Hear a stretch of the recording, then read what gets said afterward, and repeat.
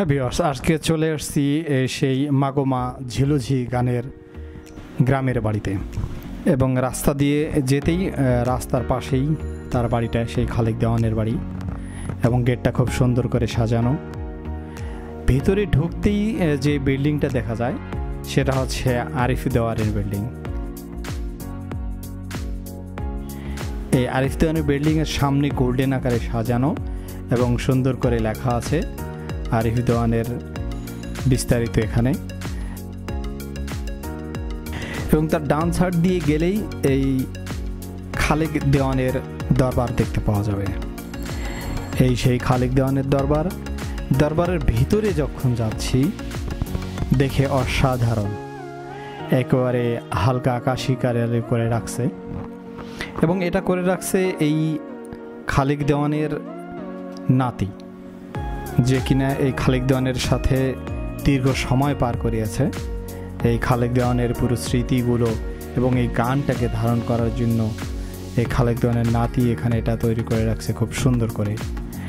সব দিকে সুন্দর সুন্দর পিকচার এবং খালেক দেওয়ানের কিছু কৃতিত্বের পিকচার, সেই সময়কার বড় বড় মানুষদের সাথে ভালোভাবে কিছু পিকচার, এবং এই খালেক দেওয়ানের দরবারে যে ধরনের কিছু স্মৃতিচারণ অনুষ্ঠান হয় সেই সঙ্গীত অনুষ্ঠানের কিছু পিকচার, এবং যেটা লেখা, বইয়ের লেখা একেবারে সারি করে একটা আলমারিতে বাঁধানো কিছু বাদ্যযন্ত্র, ঢোল। তার পাশে একটা ছবিতে খুব সুন্দর করে একটা কথা লেখা।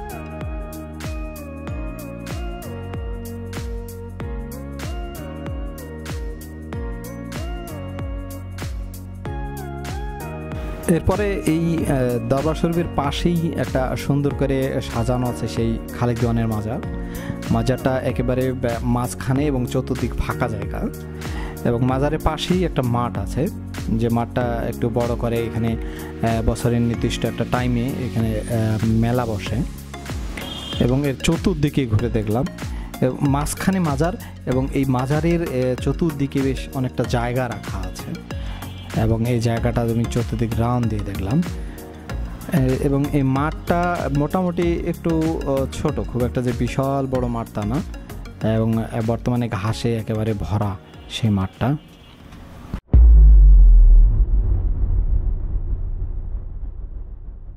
আমরা মোহাম্মদ আলী জিন্না।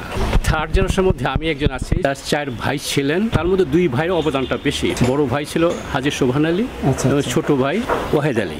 এটা হবে ব্রিটিশ পিরিয়ডে আর কি। ওনারা ওই চাকরি করতেন ময়মনসিংহে, আচ্ছা, একটা দোকানে চাকরি করতেন। সেখানে চাকরি করার পরে তারা সেই মালিকের খুব বিশ্বস্ত ছিলেন। আর তবে এই দোকানটা তোমরা বুঝে নিয়ে নাও, যদি কিছু টাকা আমাকে দাও। এরা কিছু টাকা জোগাড় করে দোকানটা তারা বুঝে নিয়ে নিলেন, 2 ভাই আর কি। তারপর থেকে তারা আস্তে আস্তে তারা উঠতে লাগলো। ওখানে ময়মনসিংহে তারা কোনো 5-7টা বাড়ি করেছেন। সেই সময় ময়মনসিংহে হিন্দু প্রধান এলাকা ছিল, সেখানে কবরস্থান ছিল না। তো অনেকে বললো স্থানীয় লোকেরা যে আপনারা এখানে কবরস্থান একটা প্রয়োজন, আপনারা কিছু অনুদান দেন। দিয়ে গেছিলেন আর কি কালীবাড়ি কবরস্থান। ওখানে বড় বাজার মসজিদ বলে আর কি, বড় বাজার মসজিদটা ওনাদের দেওয়া। ওখানে একটা মাদ্রাসা আছে, মাদ্রাসাটা ওনাদের দেওয়া। ওখানে এখন কোটি কোটি টাকার সম্পত্তি এখন ওখানে হয়ে গেছে। সেই সময়তে লেখাপড়ার খুব গুরুত্ব দিত না তাদের যে জেনারেশনগুলো আছে। তারা চলছে হঠাৎ যখন তারা চলে গেলেন আর কি, মৃত্যুবরণ করলেন, তখন এটাকে টেক ওভার করার মতো তেমন উপযুক্ত লোক ছিল না। যার ফলে তাদের এখানে অনেক সম্পত্তি ছিল আর কি এইসব এলাকাতে। কোনটা কোথায় আছে তাও তারা জানতেন না। যেহেতু এরা সেগুলি জানতো না, ফলে কী করছে, এগুলি আর উদ্ধার করা সম্ভব হয়নি। পরবর্তী পর্যায়ে যখন আমরা জানতে পারলাম, দেখলাম যে এটা কয়েক জেনারেশন পার হয়ে গেছে, সেইগুলি উদ্ধার করা সম্ভব নয়। আর এখানে যে অবদানের মতো ওনাদের আছে, এখানে 1906 সালে আর কি ওনারা যখন বুঝতে পারলেন যে এখানে শিক্ষা প্রতিষ্ঠান থাকা দরকার। আগে দেখা গেছে এখানে যদি কোনো টেলিগ্রাম আসতো অথবা কোনো দলিলপত্র মানে বুঝতে হতো, তাহলে এখানে সেরকম কোনো উপযুক্ত লোক ছিল না। পাশে গ্রাম আছে শাক্তা, সেখানে তারা চলে গেত, সেখানে বাবুরা ছিলেন, তারা ওটাকে বুঝিয়ে দিতেন। আর এটা তারা অনুভব করছেন যে এখানে একটা শিক্ষা প্রতিষ্ঠান দরকার। তো তারা কী করলো, প্রথমে তারা এখানে একটা প্রাইমারি স্কুল, এটাকে বোর্ড স্কুল বলে সেই সময় আর কি, এখানে তারা জমি দিয়ে একটা স্থাপন করলেন। এটাকে এখন নয়াবাজার প্রাইমারি স্কুল এবং হাই স্কুল এখানে হয়েছে। পরবর্তী পর্যায়ে এখানে একটা আমরা কলেজও করেছিলাম স্বাধীনের পর। এটা একটু এখান থেকে শিফট হয়ে এখন পাশে চলে গেছে আর কি, কারণ ওইটা টেক ওভার করার মতো কেউ ছিল না। আমরা চাকরি বাকরিতে চলে গেলাম, তারপরে স্কুলটা হয়ে গেল, কলেজটা হয়ে গেল আর কি, মানে মানে গার্ডিয়ান শূন্য হয়ে গেল। পরবর্তী পর্যায়ে স্থানীয় লোকেরা এখান থেকে সরিয়ে ওখানে নিয়ে গিয়ে আবার নামটা উকিল নয়, যে কলেজ আছে আর কি, একটা কবরস্থান দিয়েছে আর কি, পাশে কবরস্থান স্থানে দেখাশোনা করার মতো সেখানে তারা জমিও দিয়ে গেছে। তারপর এখানে একটা মসজিদ তারা করিয়ে গেছেন, মসজিদের সাথে তারা অনেক জমি জমা এটা অপকা করে দিয়ে গেছেন, ওই অবস্থায় আছে আর একটা জিনিসকে তারা সেই সময় তারা ওই গ্রামের যে মানে লিডিং পার্ট তারা নেয়নি কখনো, তারা দান করছেন কিন্তু এটা গোপনে প্রচার বিমুখ ছিল আর কি, এটা তারা চায় না, কখনো চায় নাই।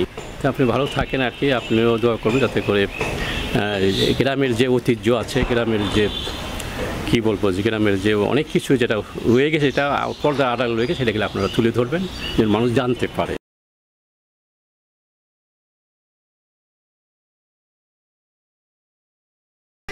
তা আমি চলে আসছি এই খানবাড়ির এই খান বংশের এরিয়াতে।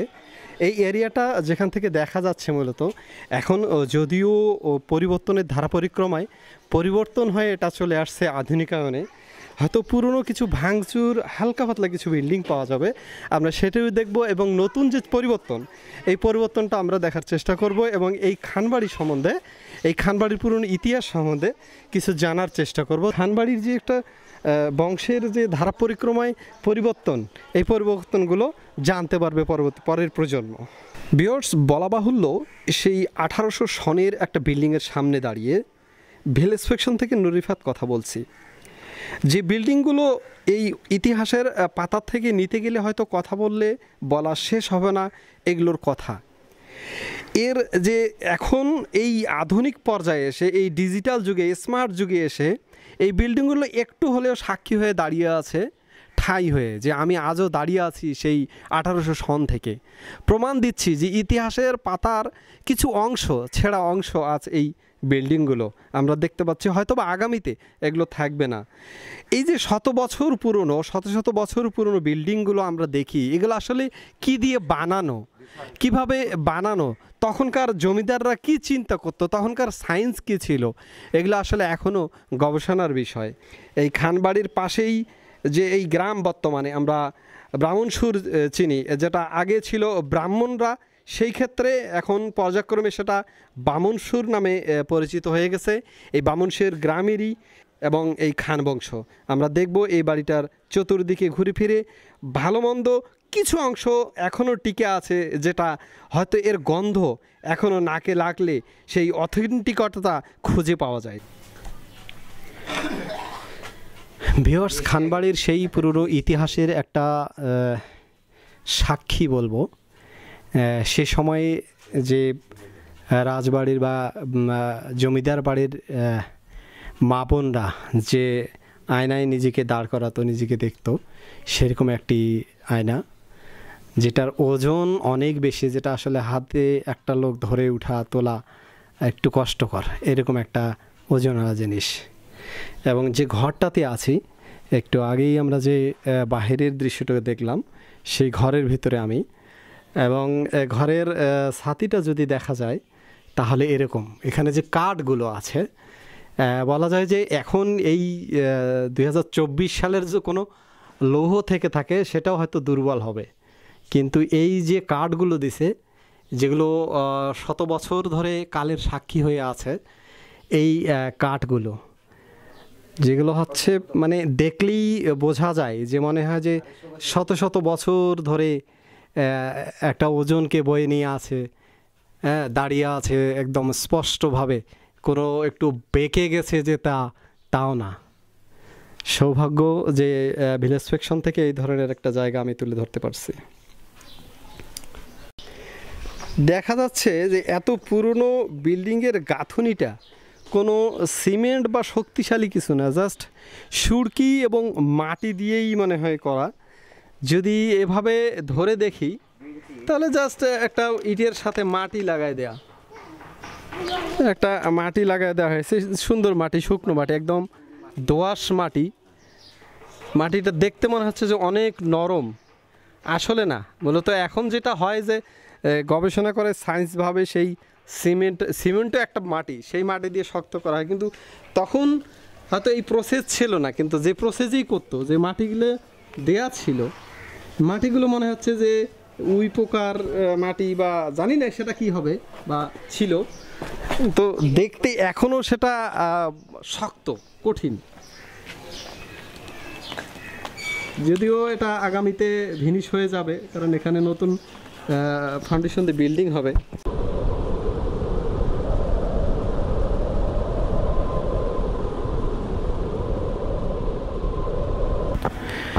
ভিউয়ার্স, যেমনটি বলছিলাম এই গ্রামে সর্বমোট 3টা জমিদার বাড়ি ছিল। এখন চলে আসছি এই শাসাব বাড়ি এ সময়, এবং এই শাসাব বাড়ির বিশেষ একটা গুণ আছে, যেখানে এই শাসাব বাড়ির একটা মসজিদ, গায়বী মসজিদ ভেসে উঠছিল অনেক দিন আগে। বর্তমানে এটা চিনি মিয়া শাহ সাহেব বাড়ি নামে পরিচিত।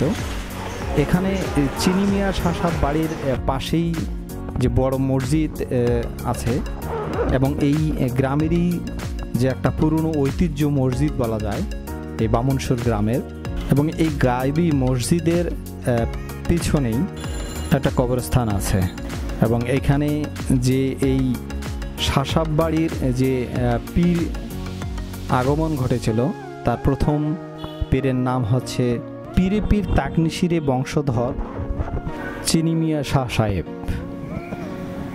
এবং এদের অনেক মুজিজা আছে, এবং অনেক তারা ঐশিক কিছু কাজ কারবার, ঐশিক কিছু পারত এই পীরগুলো, বা এই সেই সময়কার এখানে যারা ছিল তারা বর্তমানে এখন নেই, তবে এদের বংশধররা আছে।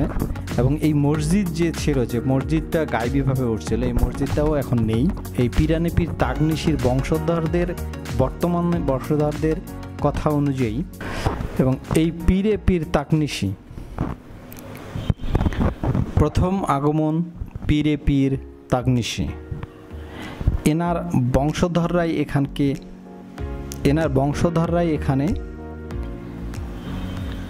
পীর হিসাবে ছিল এই অঞ্চলের। এবং এই গ্রামের যে একটা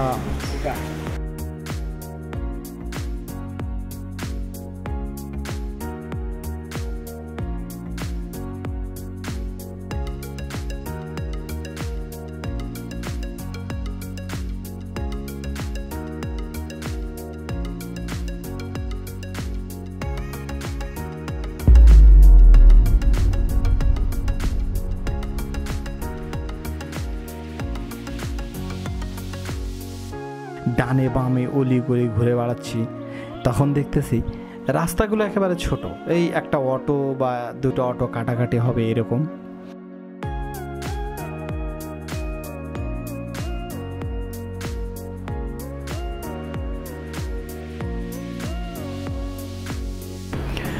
এবং এর রাস্তাগুলো সবগুলোই পাকা, এবং এই রাস্তার কোথাও আসলে মাটি খুঁজে পাওয়া যায় না। গ্রাম হলেও শহরের কাছে, যেহেতু ঢাকা শহরের কাছে, এখানে মাটি খুঁজে পাওয়া একটু কঠিন।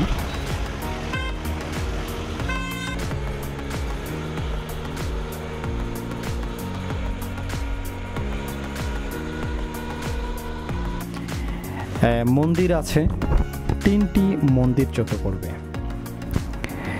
এর ভিতরে এখানে আছে কালী মন্দির, দুর্গা মন্দির, এবং এখানে একটা মন্দিরে এসে দেখলাম খুব মন্দিরগুলো খুব রাজকীয়ভাবে, মোটামুটি রাজকীয়ভাবে সাজানো, এবং মন্দিরের যে সিকিউরিটিটা খুব সুন্দর করে, এখানে যখন লোকজন থাকে না একবারে কেচি গেট লাগায় পুরো বন্ধ করে রাখা। মন্দিরের ভিতর সাইডটা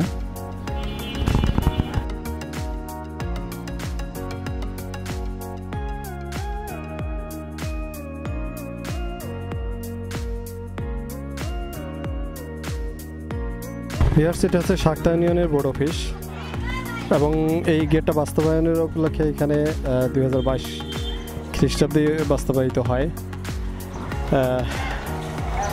এবং এই কেরানীগঞ্জের চেয়ারম্যান এই উপজেলা পরিষদের মোহাম্মদ হাবিবুর রহমানের উদ্যোগে খুব সুন্দর করে করা।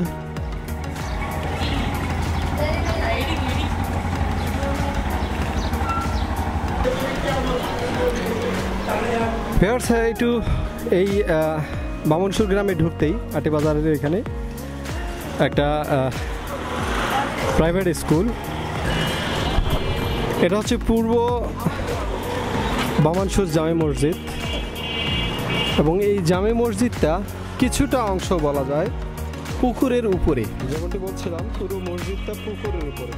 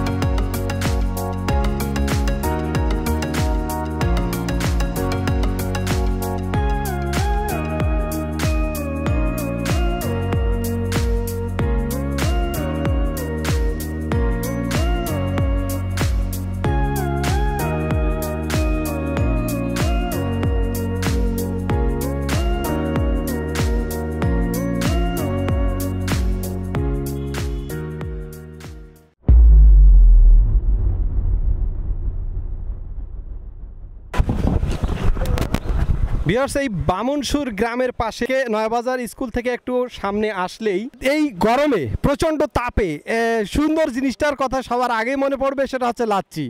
আর এই লাচ্ছিটা হচ্ছে এই বামনসুর গ্রামের নয়াবাজার স্কুল থেকে একটু আটিবাজারের দিকে আসলেই পাওয়া যাবে, যিনি কিনা বিগত 50 বছর ধরে এই লাচ্ছিটা বানিয়ে যাচ্ছে। এবং নয়াবাজার স্কুলের আশেপাশে যে ছাত্রছাত্রী বা লোকজন আছে তাদের একটা প্রিয় খাবারের একটা খাদ্য, যেটা আসলে বলার মতো, যেরকম তৃষ্ণা মেটায় এরকম স্বাদ।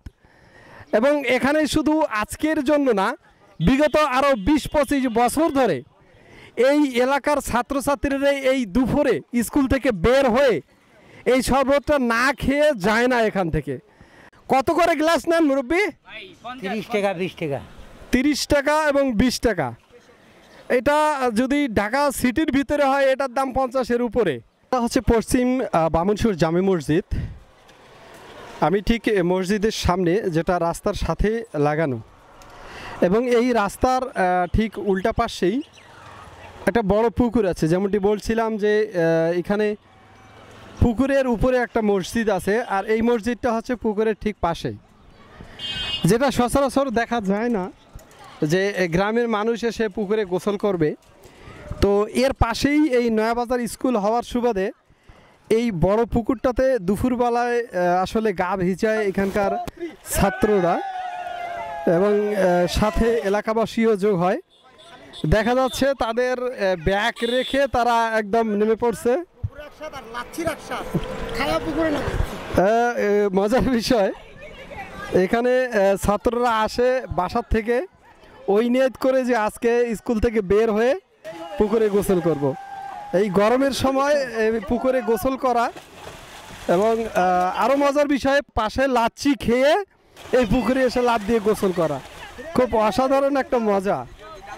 সেই মানে শৈশব বাল্যকাল যদি ফিরে পাওয়া যেত তাহলে এই মজাটা আরেকবার নেওয়া হতো।